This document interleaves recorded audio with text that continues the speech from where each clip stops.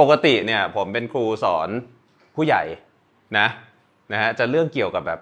เรื่องน่ากลัวนิดนึงการเงินการลงทุนอะไรต่ออะไรทั้งหลายแต่ว่าวันนี้เนี่ยเดี๋ยวมาสอนเด็กๆจะสอนเรื่องง่ายๆนะเห็นอยู่บนกระดานอยู่แล้วเงินคืออะไรมีใครตอบได้บ้างว่าเงินคืออะไรเอาไว้ซื้อของนะฮะ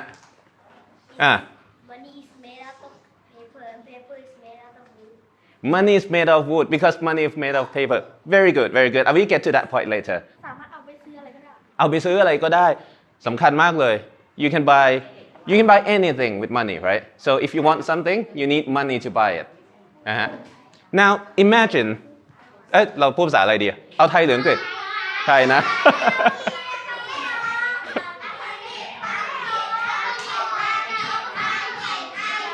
โอเคเดี๋ยวสลับไปสลับมา alright imagine a world without money a world without money โลกที่ไม่มีเงิน how would you be able to buy stuff we would do something else like leaves like what we would pay them something in return you pay them something in return something of value ใช่ไหมเอาอะไรไปแลกเอาอะไรไปให้ใช่ไหมYou could get something to sell You could get something to say, yeah, you like stealing? No? Okay, you guys are giving me better answers than people, than kids in universities right now. But so in a world without money, how do you get the things that you want? We can swap the things we have to other things they have. Yeah, swap the things that you have for other things that they have, right? We'll get to that in a bit. That is called barter.Trade การแลกเปลี่ยน right but there's a problem with barter and we'll play a little activity to find out what the problem is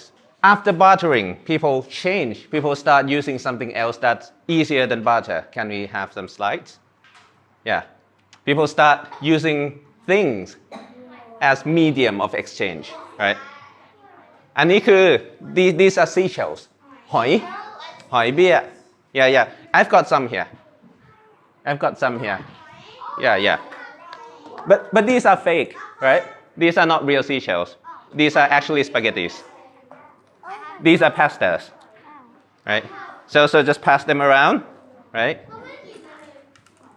don't eat it I already painted with colors that you can't eat it's made of pasta but don't eat it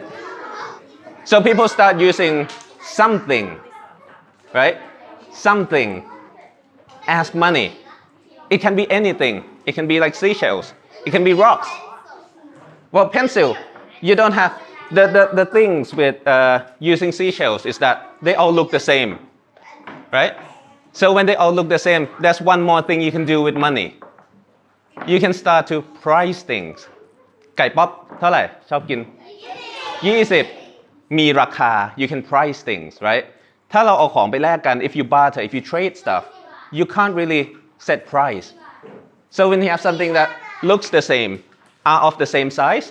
you can start pricing things and that makes trading easier right? So in other civilizations you can use some countries use cow as money cow is productive you can make milk you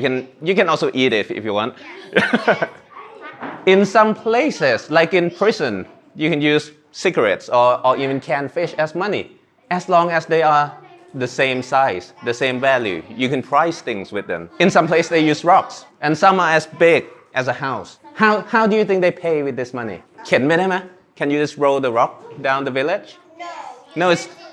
it's too big, right? It's too big. We'll get to that when you grow up. Right? We don't have enough time for that. Next, please. Yeah, some people use like beads. Okay, keep going. Then we start transitioning to precious metal like gold, silver, copper, right? Diamond can't really be used as money as easily as gold. You can ask the questions later. I'll give you the answer. But when you start using gold, but gold is also a bit hard to use. So we start minting gold next into gold coins, right? The thing with gold is that they are of different size. So when you pay with gold, you have to measure them, right? And that makes trading slow. So you start minting gold coins. Each coin has a specific value. So when you use it to pay stuff, it's easier. It looks hideous. That is actually the first gold coin in the world, called the lira, and these are the later ones. Yeah. And then we start using paper as money. Okay, so yeah, you say money is made of trees, right? It's paper, so it's made of trees. Yeah, กระดาษแล้วเราก็เปลี่ยนมาใช้กระดาษนี่คือเงินหลายๆประเภทจากอดีตถึงปัจจุบันเงินเราเปลี่ยนมาหลายแบบมาก Money wasn't paper in the past. It was anything. It was anything. It used to be gold, yeah. For a long time, it used to be gold. They say that. Is there? Is it? We'll get to that. So, to learn about the evolution of money, we're going to do a little activities, right? I want you to, how many tables do you have here? 5 tables, right? So, we're going to do a little role play. We're going to do a little role play right now. And เดี๋ยวเราจะเล่นละครกันนิดนึงเล่นทีละโต๊ะแล้วให้ทุกคนดูนะฮะโต๊ะไหนอยากเล่นก่อนยกมือก่อนเลยเราจะเวียนอย่างนี้นะโอเคอ้าวพ่อค้าครับขอผักปลาทั้งหลายให้โต๊ะนั้นหน่อยโต๊ะแรกนี้คือยุคดึกดำบรรพ์ Stone Age You guys are living in the Stone Age There's no money There's no money Okay so I want you to look You all have different things right You are a fisherman You are a butcher and you are a farmer You are a baker I don't know what you do You sell chocolates right So you each have different things How do they trade There's no money So if the fisherman wants some candy right candy is over there Do you want candy or do you want vegetable เอาอยากได้ลูกอมหรืออยากได้ผักอยากได้อะไรก็ he wants vegetable คนตกปลาฟังเดี๋ยวคนอื่นเนี่ย ทุกคนดูทางนี้หันมาดู เราชื่อธนภพเป็นคนตกปลาอยากจะซื้อผักจากน้องชื่ออะไรคะต้นข้าวอยากจะซื้อผักจากต้นข้าวเราชื่อเล่นชื่ออะไรนะซันน้องซันเอาปลาไปแลกผักไหนลองซิแลกต้นข้าวเดี๋ยวก่อนต้นข้าวอยากได้ปลาหรือเปล่าอยากได้ด้วยปลา1ตัวกับผักทั้งกองนั่นน่ะคุ้มกันไหมไม่คุ้มไม่คุ้มต้องเอาปลากี่ตัวต้องขอปลา2ตัวต้นข้าวให้ไหมคุ้มไหมจับปลาเหนื่อยนะกว่าจะได้ตัวหนึ่งผักปลูกแป๊บเดียวเองคุ้มไหมปลา2ตัวคุ้มเปล่า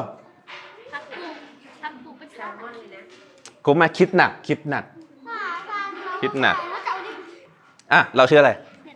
เนตันกับลุยส์ภูผาเนตันมีเนื้ออยากจะซื้อแคนดี้จากภูผาอันนี้ยอมแล้วนะฮะซันอยากกินผักมากยอมแลกปลา2ตัวกับผัก1กองเบื่อปลาโอเคเดี๋ยวลองตรงนี้เลยเนตันกับซันมีผักอยู่1กองแล้วเนตันมีเนื้อกับไข่อยากจะกินผักปะไม่อยากจะกินเนื้อปะไม่อยากไม่มีการค้าขายเกิดขึ้นอยากกินอะไรอยากกินปลาอยากกินอันนู้นมีการต่อรองราคากันนะฮะไข่1ฟองกับปลา1ตัวคุ้มไหมเพราะฉะนั้นตอนนี้เราหยุดแค่นี้ก่อนตอนนี้เรามีราคาเกิดขึ้นแล้วนะไข่1ฟองราคาเท่ากับปลา1ตัวผัก1ตะกร้าราคาเท่ากับปลา2ตัวเพราะฉะนั้นถ้าจะเอาไข่ไปซื้อผัก1ตะกร้าต้องใช้ไข่กี่ฟอง2ฟองถูกต้องใครตอบเก่งใช่ไหมนะฮะแต่ว่าเรามีอย่างอื่นอีกใช่ป่ะเนตันมีอะไรมีแพนเค้กมีช็อกโกแลตแพนเค้กอยากได้อะไรบ้างอยากกินอะไรพวกนี้ไหมอยากได้เฟรนช์ฟรายไม่ใช่โอเคเราอยากได้เฟรนช์ฟรายเนตันอยากได้เฟรนช์ฟรายเอาเฟรนช์ฟรายแลกกับอะไรแลกกับเนื้อสเต็กคุ้มเปล่าเอาปลาภูผาว่าคุ้มไหมเมื่อกี้ถ้าใครฟังอยู่จะเห็นว่ามันเกิดสิ่งที่เราเรียกว่าราคาหรืออัตราแลกเปลี่ยนเกิดขึ้นเมื่อกี้เนื้อกับเฟรนช์ฟรายได้ปลาแซลมอน1ตัวได้ช็อกโกแลต1กองกับเฟรนช์ฟราย1ชิ้นแต่ปลาแซลมอน2ตัวได้ผัก1ตะกร้า ปลาแซลมอน1ตัวได้ไข่1ฟองเรายังไม่รู้ราคาของคัตตันแคนดี้ของสเต็กของอะไรต่ออะไรอีกหลายอย่างตลาดนึกถึงถ้าเราเดินไปในตลาดแล้วทุกอย่างมีราคาเยอะแยะเต็มไปหมดอย่างเงี้ยไอ้นั่นต้องเอาไปแลกไอ้นี่ต้องเอาไปแลกไอ้นั่นแล้วบางทีเราเอาไปแลกปุ๊บเขาไม่อยากได้เด็กมันยากไหมมันยากไหมยากเนาะมันค้าขายกันยากมันแลกกันยากเพราะบางทีของที่เรามีอ่ะมันไม่ใช่ของที่อีกคนหนึ่งเขาอยากได้ใช่ไหม some things the things that you have are not the things that other people want นะฮะเพราะฉะนั้นเราจะข้ามเวลามาถึงยุคถัดไปขอสินค้ามาทางนี้หน่อยทางฝั่งนี้โต๊ะนี้ขอแยก2ฝั่งเลย2ฝั่งเลยสินค้าไว้ฝั่งนี้ให้หมดเลยสินค้าไว้ฝั่งนี้ให้หมดเลยตอนนี้เรามีตลาดคนเราเนี่ยก็อยู่กันเป็นหมู่บ้านใหญ่ขึ้นเรื่อยๆโตขึ้นมาใช่ไหมเราเริ่มเกิดสิ่งที่เรียกว่าตลาดเกิดขึ้นในตลาดเนี่ยมีคนไปหาของมาขายมีคนจับปลาเลี้ยงบัวล่าเนื้อทำขนมนะฮะทอดเฟรนช์ฟรายมาขายในตลาดเต็มไปหมดเลยในสังคมนี้มันเริ่มโตขึ้นมาได้เพราะว่าเราเริ่มมีเงินแล้วคนสังคมนี้ไปเจอว่ามันมีเปลือกหอยเนี่ยที่หน้าตามันเหมือนกันเราก็เริ่มเอามาใช้แลกของกันทำไมเขาถึงใช้ได้ของหายากค่ะมันเป็นของหายากใช่ถูกต้องนะฮะใช่ในสมัยก่อนเปลือกหอยหายากนะเราไม่มีเรือประมงที่แบบว่าไปจับหอยมาเยอะๆเพราะฉะนั้นต้องไปเดินเก็บต้องไปดำน้ำหามาเปลือกหอยเป็นของหายากแล้วก็เป็นของสวยงามหลายคนก็บอกว่าอยากได้พอทุกคนอยากได้ไว้ปุ๊บเราก็สามารถใช้มันเนี่ยในการเป็นตัวกลางเวลาซื้อของได้เช่นอยากได้ปลาราคาเท่าไหร่กี่หอยกี่หน่วยกี่หอยใช้หอยกี่อันมันจะเอาปลาไปได้นะ5ครับใช้เปลือกหอย5อันซื้อปลาถ้าจะซื้อแพนเค้กเปลือกหอยเท่าไหร่1,000 5เหมือนกันต้องถามร้านโซเฟียจะแพงที่สุดนะช็อกโกแลต1,000ใช่ไหม3อ๋อถูก$33ตัวหอย3หอยเรานับเป็นหอยนะคะ3 หอยทุกคนมีราคาของตัวเองเราจะดูว่าตลาดทำงานยังไงใครอยากซื้ออะไรลองถามเลยราคาเท่าไหร่เราซื้อเนี่ยอยากซื้อไข่ดาวถามกันเองเลยถามแม่ค้าเลยไม่เล่นเหรียญค่ะเก็บนี้สักกันอันนี้3อันอย่างละ3เอาล่ะเริ่มมีการซื้อขายเกิดขึ้น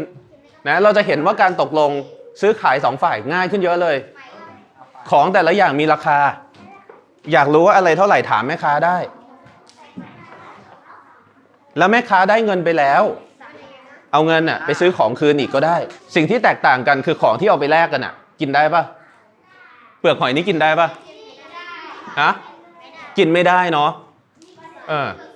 กินไม่ได้แต่ว่ายังไงฮะเราได้มาแล้วเราเอาไปซื้ออย่างอื่นต่อได้ปะเพราะฉะนั้นเราเก็บเอาไว้เรากินไม่ได้แต่ว่าถ้าเราอยากได้อะไรในอนาคตเราเอาไปซื้อของมาใหม่ได้สิ่งที่เกิดขึ้นคือใครขายของเก่ง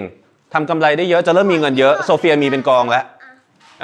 ถ้าโซเฟียจากนี่ทุกคนนี่รวยกันหมดเลยเราขายได้น้อยสุดใช่ไหม ไม่ค่อยมีใครกินปลานะฮะใครที่ขายของเก่งก็จะเริ่มมีเงินเยอะพอมีเงินเยอะเอาไปทำอะไรได้เอาไปซื้อของมาขายได้อีกขายได้เพิ่มอีกทำกำไรได้เพิ่มอีกเราก็จะสามารถเก็บเงินได้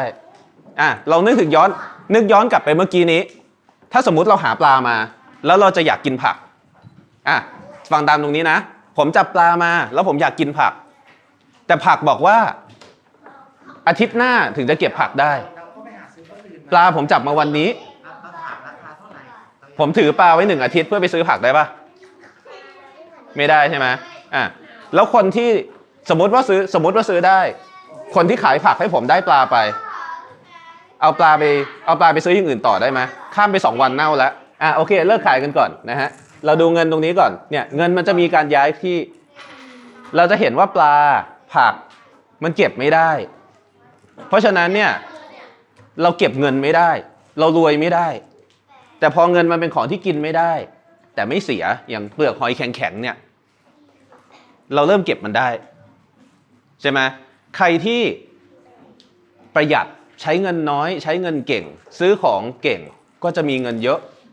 ก็จะเริ่มมีการเก็บทรัพย์สิน เก็บออมเงินเกิดขึ้นนะฮะถ้าไม่มีเงินที่เป็นหน่วยกลางแบบนี้เราจะไม่สามารถออมเงินได้เลยเพราะสินค้ามันเก็บไม่ได้แต่เงินแบบนี้มีปัญหาเมื่อกี้เห็นไหมหล่นกระจายนู่นนี่นั่นนะฮะแต่ละคนมีเงินเท่าไหร่รู้เปล่าไม่รู้มันเยอะมันนับยากเนี่ยแล้วแต่ละชิ้นก็ขนาดเล็กๆใช่ไหมเพราะฉะนั้นมันก็มีคนแก้ปัญหาอีกว่าเราจะต้องใช้เงินที่มันมีค่ามากขึ้นเพื่อให้หน่วยเนี่ยมันใช้ง่ายขึ้นสมมุติว่าเปลือกหอย1 กรัมเปลือกหอย1 กำมือเนี่ยนะสามารถแลกทองได้1 ชิ้น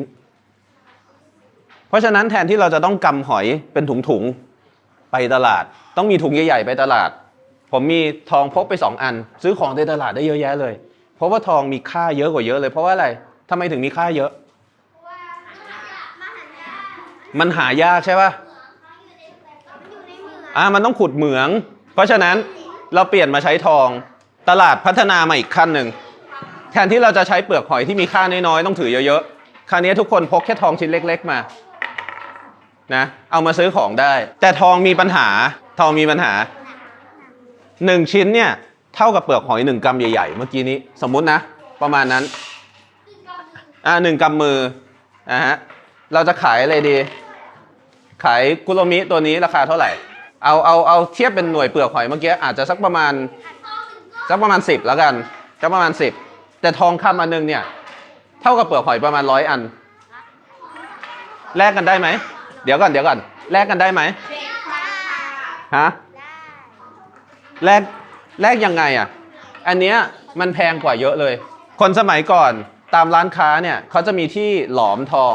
ละลายทองให้เป็นน้ำนะเวลาเราจะซื้อของเราทองมาละลายแล้วหลอมออกมาเป็นชิ้นใหม่ตามขนาดที่ต้องการแต่มันแปลว่าอะไรฮะหลอมเสร็จแล้วเอาทองที่ละลายเสร็จเนี่ยใส่กระเป๋ากางเกงเลยได้ปะมันร้อนมากนะมันไม่ได้ใช่ไหมขาดตายเลยแหละเพราะฉะนั้นทำไงอ่ะการค้ามันช้าแต่ว่ามันดีกว่าหอยตรงไหนรู้ป่ะถ้าสมมุติว่าผมต้องเดินทางจากเมืองนึงไปอีกเมืองนึงแล้วผมต้องมีหอยไปเป็นรถเลยอ่ะมันยากใช่ป่ะแต่ผมสามารถมีทอง2-3 ชิ้นอ่ะติดใส่กระเป๋ากางเกงไปแล้วเดินข้ามไปอีกเมืองนึงได้แล้วมีค่าเท่ากันมูลค่าที่สูงขึ้นทำให้มันขนง่ายขึ้นแต่กลับเป็นว่าจ่ายยากขึ้นเพราะว่าคราวนี้มันจะมีว่าทองมีค่ามากจะจ่ายต้องมาแบ่งเป็นชิ้นเล็กๆใครมีทองอยู่ในมือบ้างยกมือทุกคนมีทองใช่ไหมเดี๋ยวเราจะเริ่มไม่ได้เป็นโต๊ะๆแล้วนะเราจะเริ่มเล่นรวมๆกันแล้วนะคราวนี้ทองเนี่ยเป็นก้อนๆมันใช้ยากมันก็เลยมีพระราชาบอกว่าแทนที่จะใช้ทองที่ขนาดไม่เท่ากันไหนบางก้อนเล็กบางก้อนใหญ่ก้อนเล็กก้อนใหญ่ราคาก็ไม่เท่ากันใช่ไหมเราเอามาทำให้มันราคาเท่ากันดีกว่าทำให้มันเป็นเหรียญทองเพราะฉะนั้นพระราชาก็เก็บทองคำจากประชาชนมาให้ประชาชนเอาทองคำมาแลกกับรัฐบาลพี่เทนโดเป็นรัฐบาลตอนนี้เปิดสิ่งที่เรียกว่าโรงกระสาบเกิดขึ้นเขาเรียกว่ามิ้นท์โอเคตอนนี้ทุกคนมีทองใครอยากได้เหรียญทองเอาทองไปแลกกับโรงกระสาบพี่เทนโดดูอัตราแลกเปลี่ยนดีๆนะต่อแถวครับต่อแถวเดี๋ยวอันนี้รอบสุดท้ายแบ่งกันฮะอะไรนะใช่เป็นช็อกโกแลตเดี๋ยวให้กินจริงๆคนละนิดคนละหน่อยก็พอฮะอยากให้มันหายากนักเรียนอย่าเพิ่งกินทองนะเดี๋ยวเราจะเอาไปเล่นต่อเมื่อกี้ทองแต่ละชิ้นอ่ะขนาดมันไม่เท่ากันใช่ไหมใช้จ่ายยากคราวนี้พระราชาหลายๆประเทศก็เอาทองไปทำเป็นเหรียญเนี่ยจะมีตัวเลขอยู่บอกเอาไว้เลยว่ามูลค่าของมันอ่ะเท่าไหร่เพราะฉะนั้นเวลาเราจะซื้อของซื้ออะไรเนี่ยเราก็สามารถหยิบเหรียญที่มันถูกต้องใช้ได้เลยคนที่รับเหรียญไปก็ไม่ต้องเอาไปหลอมไม่ต้องเอาไปขึ้นรูปไม่ต้องเอามาเช็คว่ามันเป็นของแท้ไหมรับแล้วใช้ได้เลยสิ่งที่เกิดขึ้นคืออะไรฮะถ้าเงินมันจ่ายง่ายขึ้นเกิดอะไรขึ้นเงินจ่ายง่ายขึ้นคนก็ขายของกันเยอะขึ้นคนขายของกันเยอะขึ้นก็มีการทำกำไรมากขึ้นก็มีการลงทุนมากขึ้นมีผลิตของมาขายมากขึ้นยิ่งเงินวิ่งเร็วเท่าไหร่เศรษฐกิจก็โตคราวนี้พอเศรษฐกิจโตเกิดอะไรขึ้นประเทศก็ใหญ่ขึ้นใครรู้จักประเทศจีนใช่ปะ นะฮะจีนเนี่ยใหญ่มากใหญ่มากรัสเซียจริงๆไม่ได้ใหญ่มากแผนที่โลกมันหลอกเราเดี๋ยวโตขึ้นเราจะรู้จีนใหญ่ที่สุดในโลกก็เรียนภาษาจีนแล้วไหม จริงๆแอฟริกาไม่แน่ใจเหมือนกัน อันนั้นไม่ใช่ประเทศอันนั้นไม่ใช่ประเทศอันนั้นทวีปนะฮะจีนใหญ่มากคนก็ใช้เหรียญทองกันอย่างเงี้ยแต่นึกภาพตามนะผมจะต้องเดินทางจากเซี่ยงไฮ้ไปปักกิ่งเงี้ยขี่ม้ากี่วันหลายวันเนาะเดินทางบางทีเป็นเดือนๆใช่ป่ะแล้วในกระเป๋าขนอะไรไปโทษนะในกระเป๋าขนเหรียญทองอย่างนี้ไปสิ่งที่เกิดขึ้นคืออะไรมันมีค่าใช่ไหมมันมีค่าเนาะโดนอะไรฮะโดนปล้นโจรเต็มไปหมดเลยคนเนี่ยมีเหรียญทองที่มีมูลค่าเยอะๆอยู่ในกระเป๋าเดินทางไกลๆก็มีโจรมาเต็มไปหมดมาคอยดักปล้นขโมยไปเพราะว่าถ้าเขาขโมยไปเขาเอาเหรียญเนี่ยไปซื้ออะไรก็ได้ถูกไหมมันก็เกิดความไม่ปลอดภัยเกิดขึ้นเพราะฉะนั้นอันนี้เริ่มต้นที่ราชวงศ์ซ่งประเทศจีน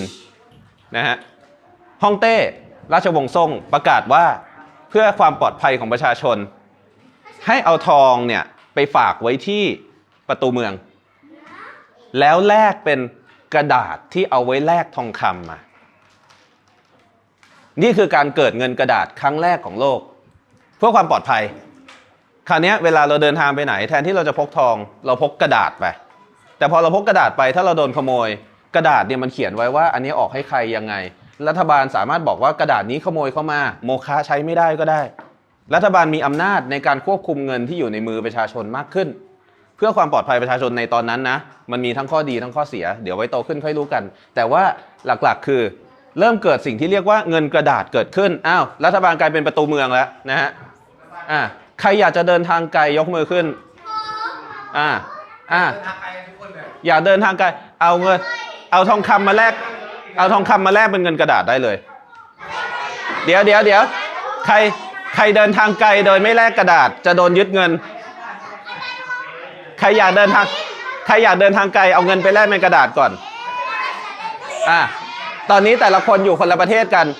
ถ้าอยากซื้อของคนอื่นถ้าอยากซื้อของโต๊ะอื่นต้องเอาเงินไปแลกเป็นเงินกระดาษก่อนอยากกินน่ะก็ไม่อยากแลกใช่ไหมถือไว้ก่อนเดี๋ยวให้กินตอนเบรกนะคะเยอะขนาดนี้เลยเหรอฟันผุนะเนี่ย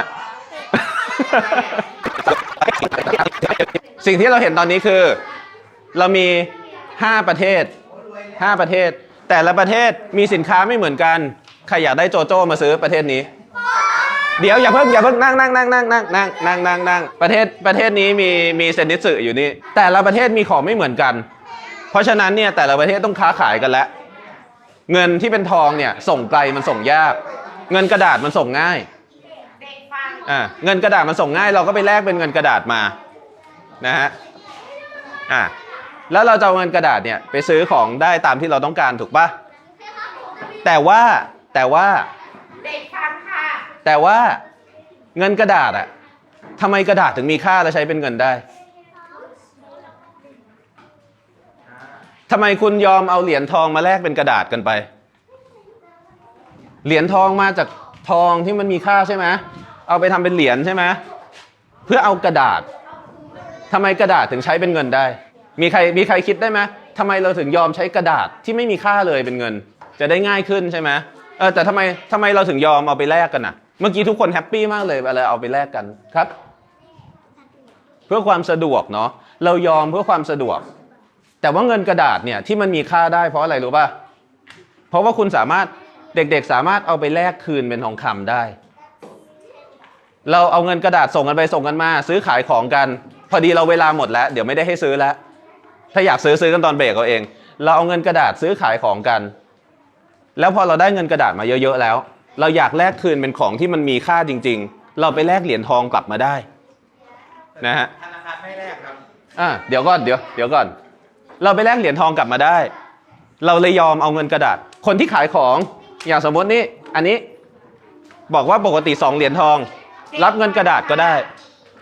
รับเงินกระดาษก็ได้เพราะว่าเขารู้ว่าเงินกระดาษเดี๋ยวเอาไปแลกทองคำก็ได้ถ้าสมมติอยู่ดีธนาคารบอกว่า ไม่อนุญาตให้เอากระดาษไปแลกคืนเป็นทองคำแล้วเพราะพระราชาสั่งกระดาษทั้งหมดจะไม่มีค่าทันทีแปลว่าเอากระดาษไปซื้ออะไรได้ไหมไม่ได้นะฮะอยู่ดีเงินของหนูทุกคนหมดค่าเลยเพราะว่าไม่สามารถแลกคืนได้เพราะฉะนั้นเงินกระดาษสามารถเป็นเงินได้เพราะว่าอะไรเพราะเราเชื่อใจในรัฐบาลเพราะเราเชื่อใจในธนาคารและพระราชาว่าเขาจะยอมให้เราไปแลกคืนแบบนี้เราจะเรียกว่าเงินที่เป็นเงินเชื่อจำไว้นะนี่เป็นเงินที่เป็นเงินเชื่อนะสิ่งที่เกิดขึ้นคือสมมุติเดี๋ยวผมเล่นอันนี้ให้ดูเองสมมุติผมอยากซื้อไซทามะอยากซื้อไซทามะมากเลยขายเท่าไหร่ฮะสมมุติขาย1,000ผมไม่มีตังค์เลยผมทำไงธนาคารครับธนาคารอยากได้อันนี้มากเลยขอกู้เงินได้เปล่าธนาคารให้ผมยืมมาแล้วทำไมธนาคารให้ยืมเพราะผมบอกว่าเดี๋ยวผมซื้ออันนี้มาผมจะเอาไปขายต่อแล้วได้กำไรแล้วจะเอากำไรไปแบ่งธนาคารมีเงินเยอะนี่ขอยืมก่อนยืมมาแล้วยืมเสร็จเกิดอะไรขึ้นผมเอาเงินที่ยืมมาธนาคารเงินนี้มันส่งยากขอแลกเป็นแบงก์กระดาษหน่อยผมก็เอาอันนี้ฝากกลับเข้าไปในธนาคารแล้วผมก็แลกแบงก์กระดาษออกมาสมมุติว่าอันนี้พอดีประมาณนี้แบงก์กระดาษออกมา 1,000 10 ใบเอามาจ่าย1 2 3 4 5 6 7 8 9 10ผมอยากซื้ออีกเฮ้ยอยากได้คุโรมิเนี่ยขายเท่าไหร่100ขอกู้อีกกู้มาอีก100ฝากคืนกลับเข้าไปได้เงิน100มาทางนี้จะขายเท่าไหร่ขาย1,000ขาย1,000เอามาผมกู้อีก10 เหรียญ2,000เลยกู้มาอีก1 2 3 4 5 6 7 17 18 19 20ลุงฟี่มาตรงนี้สำคัญใครรวยบ้างไม่รวยอยู่ดีๆก็รวยใช่ไหมนึกถึงภาพที่ผมทำเมื่อกี้ดีๆนะผมยืมเงินจากธนาคารมา100แล้วผมเอาเงิน100ที่ยืมมาฝากกลับไปที่ธนาคารเพื่อแลกเงินกระดาษ100มาตอนนี้มีเงินกระดาษอยู่ในมือทุกคนเนี่ยเยอะกว่าจำนวนเหรียญทองในนี้แปลว่าเดี๋ยวก่อนอย่าเพิ่งแย่ความหายนะกำลังจะตามมาแปลว่าถ้าเราอยากจะเอาเงินกระดาษมาแลกเหรียญทองคืนพร้อมๆกันเกิดอะไรขึ้นฮะคนที่มาช้าจะไม่สามารถแลกอะไรได้เลยเพราะเหรียญทองหมดเนื่องจากเงินกระดาษมีมากกว่าเหรียญทองให้ผมขอแลกเหรียญทองคืนหน่อยผมอยากได้ทองแล้วใครมีเงินกระดาษรีบเอามาแลกเหรียญทองคืนคนแบ่งหลัดเดี๋ยวต่อแถวแ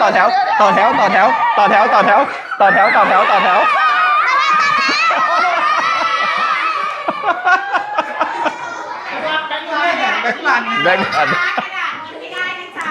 โอเคใครมีกระดาษไม่รู้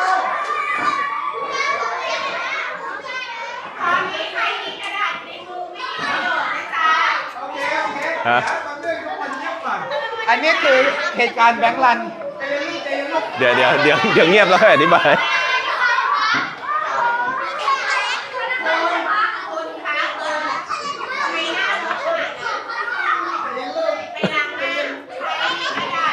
ใช้ประโยชน์ไม่ได้แล้วนั่งที่เอาละจะจบแล้วตอนนี้ใครยังถือเงินกระดาษอยู่บ้างซื้ออะไรได้ไหมไม่ได้แล้วเพราะว่าอะไรเพราะว่าคนจะรู้แล้วว่าเอาเงินนี้ไปเอาไปแลกทองคืนไม่ได้เพราะว่าทองของรัฐบาลหมดเกลี้ยงแล้วแล้วรัฐบาลทำงี้ได้ไงทำไมถึงมีเงินกระดาษมากกว่าทองได้สิ่งที่เกิดเมื่อกี้นี้มันเป็นสิ่งที่เกิดขึ้นจริงๆในโลกจริงๆเราเรียกเหตุการณ์เมื่อกี้ว่า bank run หรือการแห่ถอนเงิน bank run คือสิ่งที่เกิดขึ้นเวลาเรารู้สึกว่าเฮ้ยเงินกระดาษเรามันจะแลกเป็นทองคืนได้หรือเปล่าแล้วถ้าเรารู้สึกไม่มั่นใจเราจะรีบไปแลกของเราคืนก่อน ถ้าธนาคารไม่ได้ออกเงินกระดาษเกินจำนวนทองที่มีทุกคนจะได้เงินจะได้ทองคืนแต่ถ้าธนาคารแอบทำการเวียนเทียนทองคือเราเรียกว่าเอาทองคำออกมายืมออกมาฝากกลับไปออกเงินกระดาษมาเพิ่มมันจะมีคนที่ถือเงินกระดาษที่ไม่มีค่าอยู่กับตัวเยอะแยะเราก็เจ๊งไปเลยทำธุรกิจมานึกว่ารวยกลายเป็นว่าซื้อข้าวกินไม่ได้เลยจนสถานการณ์แบบนี้เกิดขึ้นในประวัติศาสตร์หลายครั้งมากๆนะฮะคราวนี้คุณพ่อตั้งคำถามนิดนึงคิดว่าอันนี้เนี่ยมันเอาไปแลกทองคำได้ปะแลกนะไม่ใช่ซื้อนะแลกเอาไปที่ธนาคารแห่งประเทศไทยขอแลกทองคำได้ไหมไม่ได้ปัจจุบันตอนนี้เราถึงจุดที่ว่าเรามีกฎหมายห้ามเอาเนี่ยไปแลกเป็นทองคำคืนแล้วเพราะว่ารัฐบาลออกเงินมาเยอะเกินกว่าทรัพย์สินที่มีเยอะมากๆนะฮะนี่คือสิ่งที่อยากจะให้ดูว่าเงินกระดาษกับเงินที่เป็นเงินจริงๆแบบนี้ไม่เหมือนกันนะแล้วในที่สุดเวลามันมีปัญหาขึ้นมาเงินที่เป็นเงินจริงๆคือเงินที่มีค่ากว่าอย่างน้อยคุณกินได้ตอนนี้เราถึงจุดที่ว่าเมื่อกี้ผมไปซื้อกาแฟมาผมไม่ต้องจ่ายเงินกระดาษด้วยซ้ำแล้วเราเอามือถือขึ้นมาสแกนจ่ายปึ๊ดได้เลยตัวเลขที่วิ่งในระบบอินเทอร์เน็ตกลายเป็นเงินถามว่าตัวเลขนี้มันสร้างง่ายไหมเหมือนกระดาษไหมพิมพ์ง่ายไหมถ้าถึงเวลาที่มีปัญหาจริงๆมันจะหมดค่านะครับโอเคเพราะฉะนั้นสุดท้ายอยากจะฝากครูอ้อมไว้จากที่เรารู้มาทั้งหมดว่าเงินมันเปลี่ยนมาจากหลายอย่างเนี่ยเงินที่เราคิดว่าน่าจะเป็นที่สุดเงินในอนาคตที่อยากให้เป็นมากที่สุดมันจะมีรูปร่างแบบไหนแต่ว่าวันนี้เวลาไม่พอเนาะเดี๋ยวให้เด็กๆกินข้าวกันก่อนนะครับเพราะฉะนั้นวันนี้เรียนรู้พื้นฐานประวัติศาสตร์การเงินจบแล้วครับ